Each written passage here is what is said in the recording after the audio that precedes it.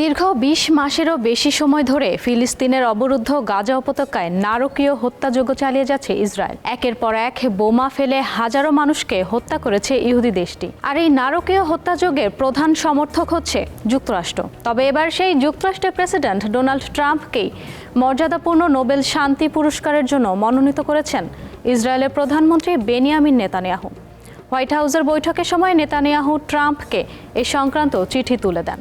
যদিও নেতানিয়াহুর এই মনোনয়ন যথাযথভাবে গৃহীত হয়েছে কিনা বা নোবেল কমিটি তা বিবেচনায় নিয়েছে কিনা সে বিষয়ে এখনও কোনো আনুষ্ঠানিক ঘোষণা আসেনি। বিশ্লেষকদের মতে ইসরায়েল ও ফিলিস্তিন সংকটের প্রেক্ষাপটে নেতানিয়াহুর এই ঘোষণা রাজনৈতিক কৌশল হতে পারে, বিশেষ করে ট্রাম্প ও নেতানিয়াহুর ঘনিষ্ঠ সম্পর্কের প্রেক্ষাপটে এটি নেতানিয়াহুর ছলাকলার এক অংশই হতে পারে। এর আগে হোয়াইট হাউসে এক বিরল মধ্যাহ্নভোজে অংশ নিয়ে পাকিস্তানের সেনাপ্রধান ফিল্ড মার্শাল আসিম মুনির প্রেসিডেন্ট ডোনাল্ড ট্রাম্পকে নোবেল শান্তি পুরস্কারের জন্য মনোনীত করার ঘোষণা দিয়েছিলেন।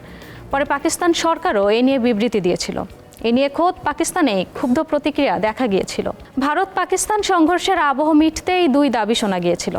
একদিকে ট্রাম্পের দাবি, তিনি বলেছিলেন তার কারণেই যুদ্ধ থেমে গেছে দুদেশে। অন্যদিকে পাকিস্তান বলেছিল ট্রাম্পকে নোবেল দেওয়া উচিত। একেবারে একই ঘটনার পুনরাবৃত্তি এবারও। ট্রাম্পের পুনরায় দাবি, ইরান ইসরায়েল যুদ্ধ থামিয়েছেন তিনি। নেতানিয়াহু ট্রাম্পকে শান্তিতে নোবেলের জন্য মনোনয়ন করেছেন, অথচ মধ্যপ্রাচ্যে সংঘাত হানাহানি লাগিয়ে রেখেছে এই নেতানিয়াহুর দেশটি। ইসরায়েল বারবার যেসব দেশে হামলা করেছে প্রতিবারই তাকে সমর্থন জুগিয়েছে যুক্তরাষ্ট্র। এমনকি যুক্তরাষ্ট্র গোপনেও ইসরায়েলকে অস্ত্র পাঠিয়ে দিয়েছে। এছাড়া ইরানের বিরুদ্ধে নেতানিয়াহুর যুদ্ধকেও সমর্থন দিয়েছেন ট্রাম্প। এছাড়া ট্রাম্প প্রশাসন পূর্বে ইসরায়েলকে সমর্থন দিয়ে বেশ কিছু বিতর্কিত সিদ্ধান্ত নিয়েছিল, যার মধ্যে অন্যতম ছিল জেরুজালেমকে ইসরায়েলের রাজধানী হিসেবে স্বীকৃতি দেওয়া। এই পদক্ষেপটি আন্তর্জাতিক মহলে ব্যাপক প্রতিক্রিয়া তৈরি করেছিল এবং ফিলিস্তিনিদের মধ্যে ব্যাপক ক্ষোভের সঞ্চার করেছিল।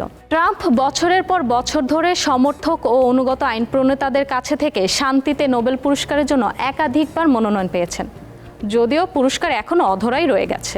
মর্যাদাপূর্ণ এই পুরস্কার না পাওয়ায় ট্রাম্প বিভিন্ন সময় প্রকাশ্যেই বিরক্তি দেখিয়েছেন। এমনকি তাকে একসঙ্গে বেশ কয়েকটি নোবেল দেওয়া উচিত বলেও মন্তব্য করেছেন রিপাবলিকান এই নেতা। এছাড়া তিনি লিবারেল নয়, তাই তাকে নোবেল দেওয়া হয় না বলেও মন্তব্য করেছেন মার্কিন এই প্রেসিডেন্ট।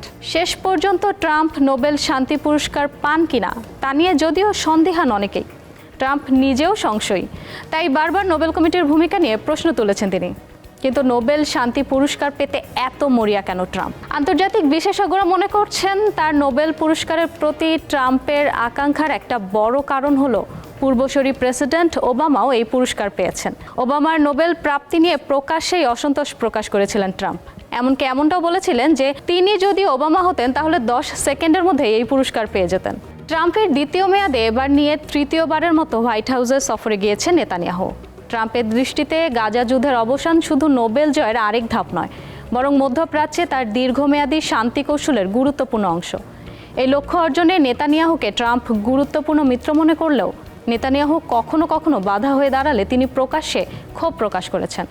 এখন ট্রাম্প চান হামাস ও নেতানিয়াহু এমন একটি চুক্তিতে সম্মত হোক যার ভিত্তিতে যুদ্ধ পুরোপুরি শেষ হবে। এদিকে দীর্ঘ সময় স্থবির থাকার পর গাজা যুদ্ধবিরতি নিয়ে একটি চুক্তির পথে গতি ফিরে এসেছে বলে ধারণা করা হচ্ছে। হোয়াইট হাউসে নেতানিয়াহুর সফরের সময় ট্রাম্পের চাপ যেন আলোচনার পথ রুদ্ধ না করে, সেটি এখন মূল লক্ষ্য। এর আগেও যুদ্ধবিরতি প্রায় চূড়ান্ত চুক্তি ভেস্তে গিয়েছিল। তবে ইসরায়েল ইরানের 12 দিনের যুদ্ধ পরবর্তী আঞ্চলিক বাস্তবতা এই আশার জন্ম দিয়েছে যে এবার হয়তো চুক্তিটা হবে।